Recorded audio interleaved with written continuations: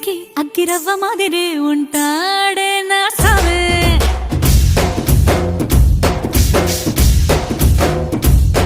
మెత్తాని పత్తి పువ్వుల మరే సంటాడే